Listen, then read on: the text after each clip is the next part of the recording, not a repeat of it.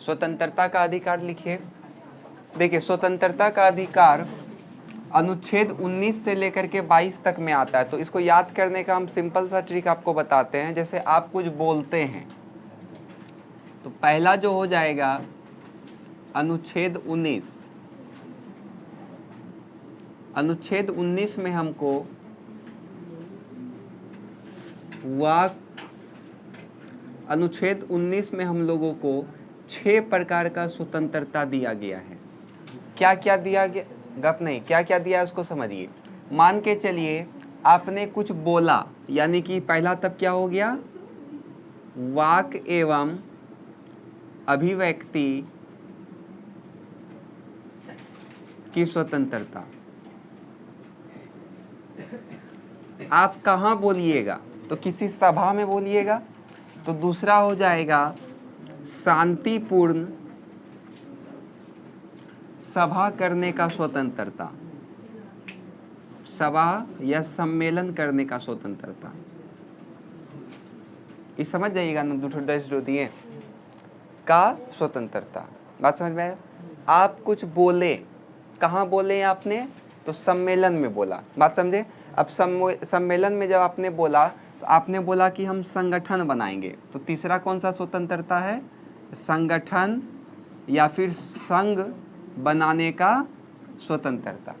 बात समझ में आ रहा है ना। इसका मतलब समझ जाइएगा का स्वतंत्रता। ठीक है। अब आपने संगठन बनाया, अब आप घूमिएगा तो भारत के किसी भी कोने में आप घूम सकते हैं, यानी कि भ्रमण करने का स्वतंत्रता, भ्रमण करने का स्वतंत्रता। अब जैसे आपको भ्रमण किए, आपको कोई जगह पसंद आ गया तो आप वहाँ पे बस भी सकते हैं, कोई दिक्कत की बात नहीं है, यानी कि निवास करने की स्वतंत्रता। बात समझे। अब आप बस जाइएगा, खाइएगा क्या, मट्टी नहीं कुछ व्यापार करिएगा, कुछ काम करिएगा, तो किसी भी प्रकार का व्यापार करने का स्वतंत्रता। बोलिए, बात समझ में आया। 6 स्वतंत्रता आपको याद हो गया होगा। अनुच्छेद 19 में 6 प्रकार का स्वतंत्रता का वर्णन किया गया है। क्या क्या, तो आपको वाक एवं अभिव्यक्ति का स्वतंत्रता है, आप कुछ भी बोल सकते हैं, किसी को कुछ भी बोल सकते हैं, लेकिन मर्यादा में रह करके। ये नहीं कि आप खुलेआम किसी को गाली दे रहे हैं, तो वो तो गलत बात है ना, मर्यादा में रह करके। दूसरा, शांतिपूर्ण और बिना हथियार के सम्मेलन आप कर सकते हैं और आप सभा भी संबोधित कर सकते हैं। बात समझ में आया। तीसरा जो इसमें अधिकार मिला है, हम अपना संगठन या कोई भी संघ बना सकते हैं, यहाँ तक कि आप अपना धर्म तक बना सकते हैं, इतना स्वतंत्रता है। भ्रमण, आप भारत का किसी भी कोना में जा करके घूम सकते हैं। बात समझे। कोना से कोना आप भारत का घूम सकते हैं। अगला, निवास करने का स्वतंत्रता, आप भारत के किसी भी कोना में जाकर के निवास कर सकते हैं। लेकिन 2019 के 5 अगस्त 2019 के पहले जब जम्मू कश्मीर में अनुच्छेद 370 था, तो क्या ये दोनों अधिकार था उसके लिए लागू होता था? नहीं होता। जब खत्म हो गया वो, तो सब जगह लागू होने लगा। और व्यापार करने का स्वतंत्रता, बस व्यापार क्या होना चाहिए, लीगल होना चाहिए, इलीगल नहीं होना चाहिए। अब जैसे बिहार में दारू बैन है, अब आप बोलिएगा कि संविधान में हमको व्यापार करने का स्वतंत्रता दिया हुआ है तो हम व्यापार करेंगे, लेकिन बिहार में क्या है, बैन है, तो इलीगल हो जाएगा वो, तो वहाँ पे आपको सजा मिल सकता है। तो अनुच्छेद 19 में क्या है, किसी को कोई दिक्कत है? समझ में आया। इसमें किसी को कोई दिक्कत? और एक बात, विशेष बात याद रखिएगा कि जो हम लोग घर के ऊपर में झंडा लगाते हैं, झंडा राष्ट्रीय ध्वज को जो लगाते हैं, वो भी अनुच्छेद 19 के तहत ही लगाते हैं, क्योंकि हम अपना अभिव्यक्ति को प्रकट कर रहे होते हैं। तो कभी कोई पूछ देता है कि राष्ट्रीय ध्वज जो निजी मकान पे लगाया जाता है वो किस अनुच्छेद के तहत लगाया जाता है, तो अनुच्छेद 19 के तहत। बात समझ में आया। इसके बाद अनुच्छेद 20 आता है, इसमें 22 तक पढ़ना है। अब अनुच्छेद 20 में क्या बोला गया है, तो अनुच्छेद 20 में कहा गया है कि अपराध के दोष सिद्ध होने के संबंध में संरक्षण। ये क्या है, इसको समझिए। अनुच्छेद 20 में कहा गया है कि अपराध के दोष सिद्ध हो जाने पर आपको संविधान कुछ संरक्षण देता है। क्या देता है संरक्षण संविधान आपको? तो सबसे पहला जो संरक्षण देता है वो ये देता है कि आपका जो गिरफ्तारी होगा वो आपको वारंट दिखा करके किया जाएगा। आपको जो गिरफ्तारी करेगा वो क्या करेगा, तो वारंट दिखा करके करेगा। वारंट समझते हैं ना, वारंट दिखा करके करेगा। दूसरा कहता है कि आपको अगर आपने एक बार दंड भोग लिया तो दोबारा आपको उसी काम के लिए दंड नहीं मिलेगा, मतलब दोबारा आपको उसी काम के लिए दंड नहीं मिलेगा। बात समझ में आया हम क्या बोल रहे हैं? मान के चलिए आप किसी का मर्डर कर दिए, सपोज राइट, आप 10 साल जेल में काट करके आए, तो फिर पुलिस बोलेगा कि चलो 10 साल बाद फिर तुमको जेल में डालेंगे, तो ऐसा हो सकता है क्या? नहीं हो सकता है।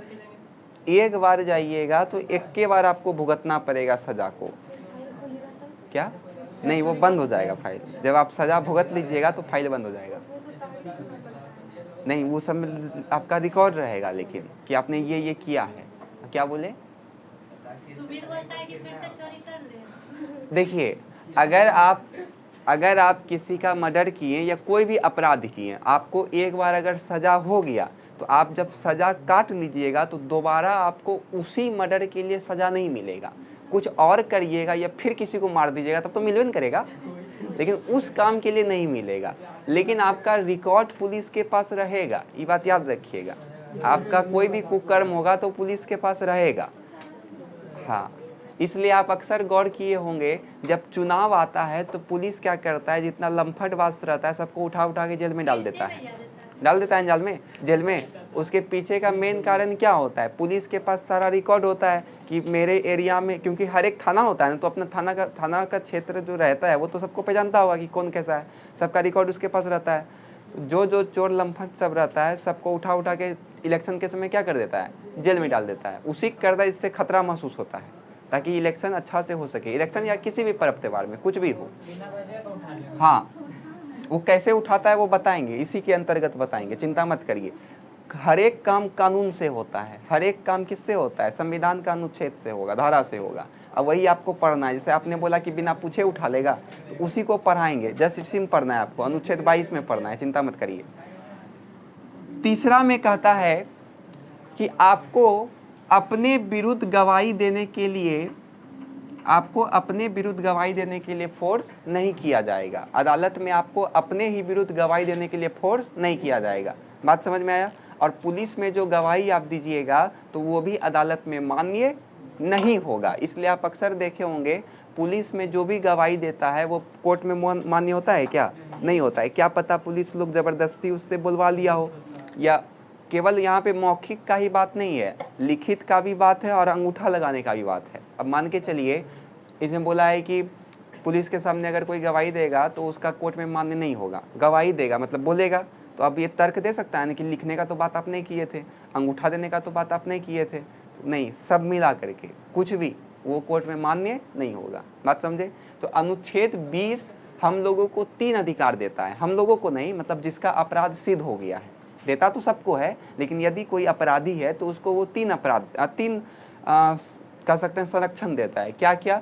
तो उसका जो गिरफ्तारी होगा वो उसको वारंट दिखा करके किया जाएगा कि हम आपको गिरफ्तार कर रहे हैं। दूसरा, उसको उसी नियम का उल्लंघन के लिए दोबारा उसको सज़ा नहीं मिलेगा। एक बार अगर वो सज़ा को भुगत लिया तो दोबारा उसको वही सज़ा नहीं मिलेगा। बात समझे?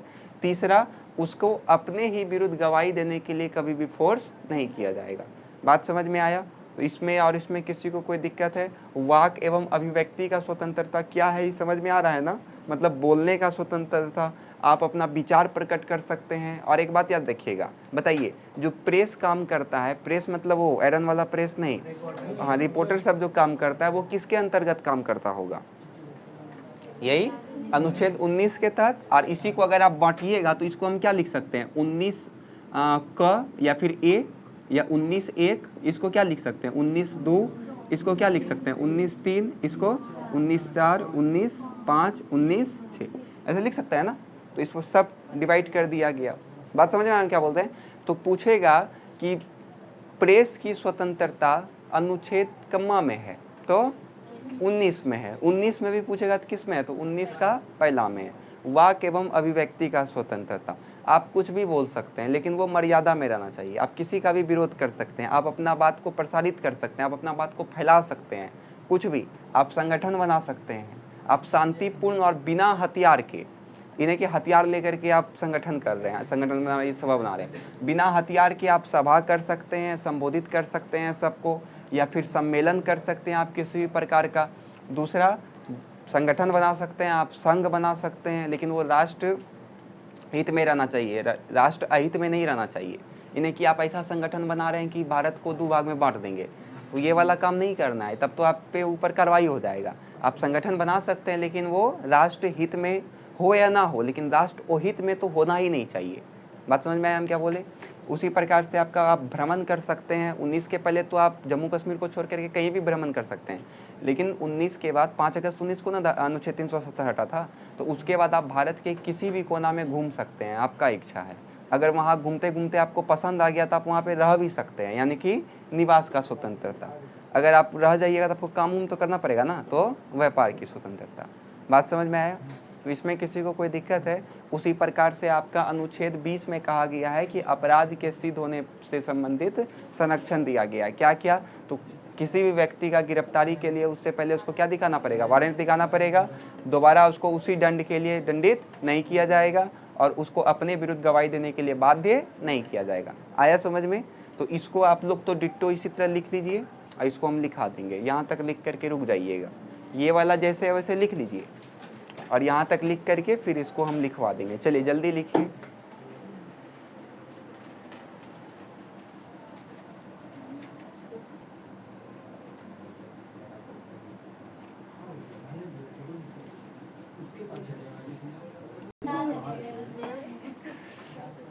चलिए इसको लिखा जाए। पहला लिखिए, गिरफ्तारी से पूर्व उसे उसका जानकारी दिया जाए। पहला लिखिए, गिरफ्तारी से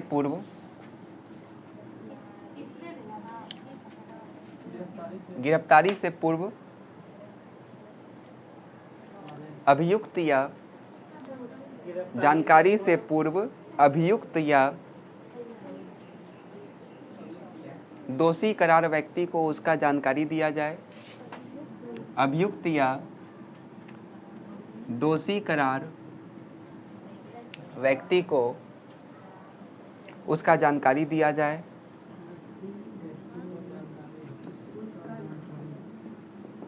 दूसरा लिखिए,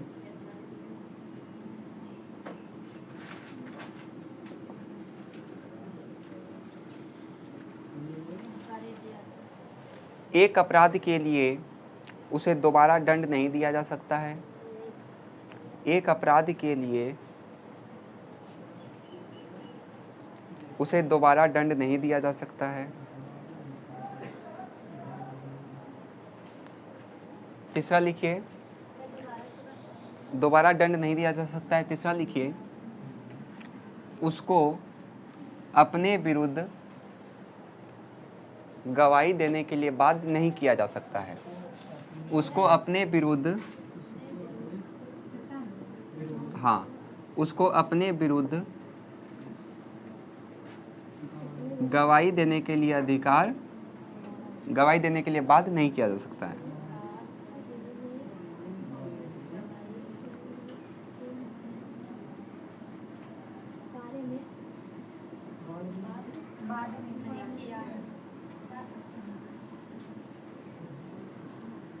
हो गया?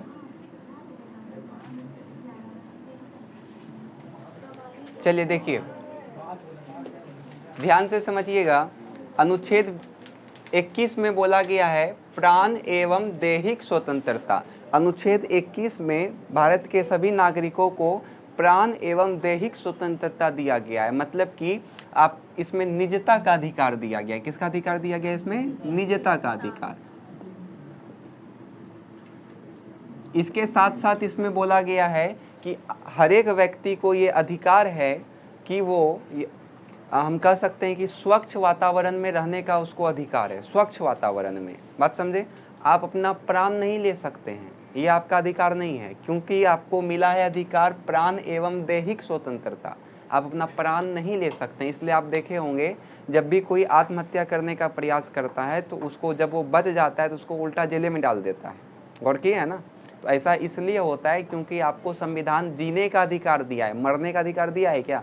नहीं दिया है। मरने का अधिकार दिया ही नहीं है हम लोग का संविधान हमको। हाँ, खाली LIC वाला, वो तो बात अलग है। तो मरने का अधिकार नहीं है आपके पास, केवल और केवल क्या है, जीने का अधिकार। अब दूसरा बात, अब जैसे आप लोग विवाह करते हैं तो अपने पसंद का जो आप लोग चुनते हैं वो भी किस में है, आता है? हाँ, इसी में आता है, अनुच्छेद 21 में ही आता है कि पसंद के लड़के या लड़की से विवाह करने का अधिकार किस में आता है, 21 में ही आता है। बात समझे? सरकार जो काम कर रहा है उसका जानकारी आपको चाहिए, तो वो भी अधिकार किस में आएगा, तो 21 में ही आएगा। बात समझ में आ रहा है हम क्या बोल रहे हैं? स्वच्छ जीवन जीने का अधिकार भी इसी के तहत आता है। बात समझे यहाँ तक में? एक स्पेशल आपको इसमें याद रखना है कि विवाह, अपने पसंद से विवाह करने का अधिकार भी किस में आता है, तो अनुच्छेद 21 में ही आता है। दिक्कत यहाँ तक में? और अब एक विशेष बात आपको यहाँ ये याद रखना है कि इसमें मरने का अधिकार नहीं है। बात बुझे कि नहीं? मरने का अधिकार समझते हैं ना?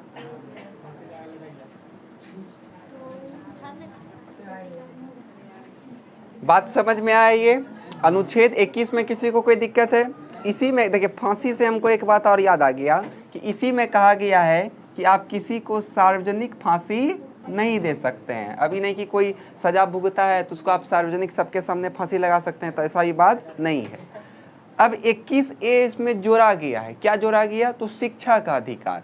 सभी नागरिकों को क्या है, शिक्षा का अधिकार है। और उनको कहा गया है राज्य जो है वो 6 बरस से लेकर के 14 बरस तक के बच्चा को निःशुल्क और अनिवार्य शिक्षा देना अति आवश्यक है। ये उसका अधिकार है हर एक बच्चा का, 6 साल से लेकर के 14 साल तक। इसीलिए आप देखिएगा जब आप लोग प्राइमरी स्कूल में जाते हैं, गवर्नमेंट स्कूल का बात कर रहे हैं हम, और मिडिल स्कूल तक आपको 1 रुपया भी वहाँ नहीं लगता होगा। लेकिन जैसे आप हाई स्कूल में आ जाते हैं तो वहाँ पे पैसा लगना स्टार्ट हो जाता है। गौर किए हैं कभी आप लोग ये बात? तो 14 साल तक आप वहाँ रहते हैं, फिर 14 साल के बाद आप हाई स्कूल में आ जाते हैं, इसलिए यहाँ पे पैसा लगना स्टार्ट हो जाता है। तो 6 बरस से लेकर के 14 बरस तक आपको सरकार के द्वारा, मतलब सरकारी स्कूल के द्वारा निःशुल्क शिक्षा दिया जाएगा। कोई पैसा वैसा आपसे नहीं लेगा, उल्टा आपको पैसा देता ही है ताकि बच्चा आए पढ़ने के लिए। और ये कब जोड़ा गया था? तो 46वां संवैधानिक संशोधन के द्वारा जोड़ा गया था। याद रहेगा ये। अब एक अंतिम बचा है अनुच्छेद 22, तो उसको हम लोग फटाफट देख लेते हैं। तो अनुच्छेद 22 में क्या बोला गया है? तो अनुच्छेद 22 में कहा गया है, उसको ठीक करिए। अनुच्छेद 22 में कहा गया है कि निरोध एवं गिरफ्तारी के संबंध में संरक्षण। बात समझिए ये क्या बोल रहा है। जो गिरफ्तारी होता है या हिरासत में लिया जाता है वो 2 तरीके से, एक तो आपका दंड विशेषक हिरासत और एक आपका निवारक हिरासत। अब ये क्या होता है इसको ध्यान से समझिए। अब आपका क्वेश्चन का आंसर मिल जाएगा यहीं पे, जो आप अभी थोड़ा देर पहले बोल रहे थे। किसी भी व्यक्ति का गिरफ्तारी जो होता है वो 2 कंडीशन में होगा। पहला तो उसका दंड विशेषक हिरासत और दूसरा उसका निवारक हिरासत। तो जो दंड हिरासत होता है, मतलब इसका मतलब हो गया कि किसी व्यक्ति को अदालत के द्वारा सजा सुना दिया है। यदि कोई व्यक्ति को अदालत ने सजा सुना दिया तो उसका गिरफ्तारी इसके तहत होगा। बात समझे? अब इसमें फैक्ट आप समझते चलिए, इसमें दंड सुना दिया है और उसने क्राइम किया है तब ना उसको दंड सुनाया। दूसरा, इसमें 24 घंटा के अंदर मजिस्ट्रेट के सामने पेश करना पड़ता है। 24 घंटा के अंदर अगर किसी को पुलिस पकड़ेगा तो सजा उसका क्लियर है तो उसको 24 घंटा के सामने मजिस्ट्रेट के सामने पेश करना पड़ेगा। बात समझ में आया? इसमें यात्रा का समय नहीं जोड़ा जाएगा। मान के चलिए किसी को पकड़ा उत्तराखंड में, मनाली से पकड़ा, उत्तराखंड वाला मनाली से पकड़ा, उसको पेश करना है यहाँ भागलपुर का मजिस्ट्रेट के सामने, उसको आने में ही 10 घंटा लग जाएगा। ऐसा संभव है ना? तो इसलिए इसमें कहा गया है कि इसमें यात्रा का समय को जोड़ा नहीं जाएगा। बात समझ में आया? हो जाएगा ना? अगर उसको एक्स्ट्रा रखना है 24 घंटा से, पुलिस को अगर 24 घंटा से ज़्यादा रखना है उसको, तो उसको मजिस्ट्रेट से क्या लेना पड़ेगा? तो परमिशन लेना पड़ेगा। बात समझे? अब आपका सवाल का जवाब जो भी आपने पूछा कि दोबारा उठा लेगा बिना कुछ कर ले, तो उठाता है। कब उठाता है? तो शक के आधार पे उठाएगा। यदि आपका अतीत में आपने ऐसा कुछ किया होगा जिससे वर्तमान में लग रहा होगा प्रशासन को कि आपसे समाज को खतरा है, तो इस कंडीशन में आपको शक के आधार पे अंदर कर सकता है। और इसमें न्यूनतम 3 महीना तक आपको वो बिना मजिस्ट्रेट के सामने रख सकता है। हम क्या बोलते समझ में आ रहा है ना? इसमें 24 घंटा के अंदर उसको पहुंचाना पड़ेगा मजिस्ट्रेट के सामने, लेकिन इसमें कितना महीना? 3 महीना। 3 महीना तक वो आपको रख सकता है। और ये समय बढ़ भी सकता है। अगर कोई सलाहकार बोर्ड है वहाँ पे, इसमें न्यायाधीश का ही अध्यक्ष बैठता है, न्यायाधीश मतलब न्यायालय का जज लोग ही बैठता है उसमें। अगर वो बोलेगा समय बढ़ाइए तो समय ये 3 महीना बढ़ भी सकता है, ये बात याद रहे। बात समझ में आया? तो दोनों में किसी को कोई दिक्कत है? हो जाएगा। इसलिए आप अक्सर इसमें देखिएगा शक के आधार पर जो उठाया जाता है, ये अंग्रेजों का समय का कानून है, अभी भी चल रहा है फिलहाल। रॉलेट एक्ट का नाम सुने थे आप लोग?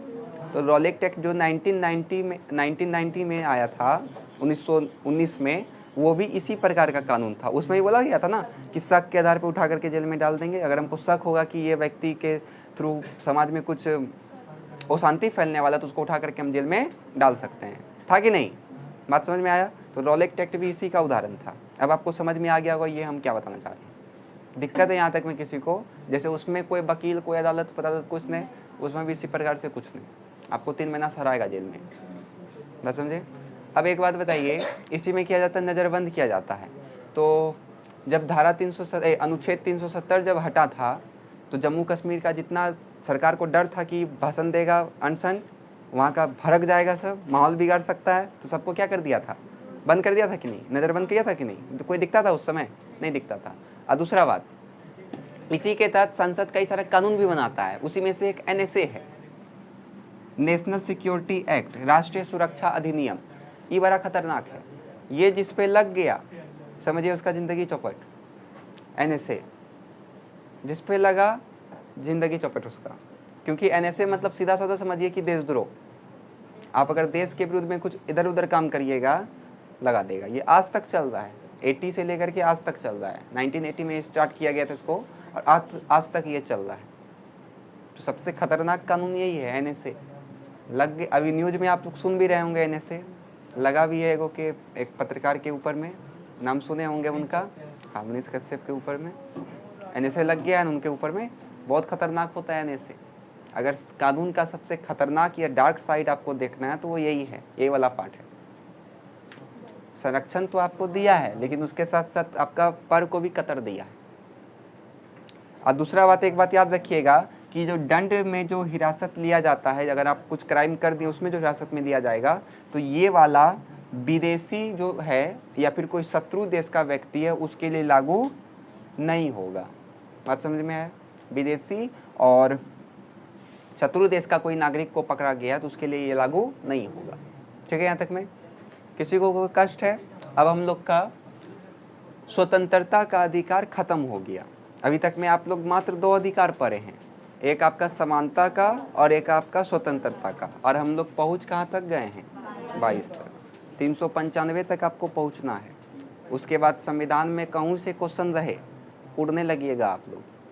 लेकिन याद उसी को रहेगा जो कम से कम 3-3 दिन पे इसका पीछे का रिवीजन करते रहेगा, पढ़ते रहेगा। नहीं तो सब खा पी के बैठ जाइएगा, फिर कोई फ़ायदा नहीं है। चलिए इसको लिख लीजिए फटाफट, इसको लिख लीजिए।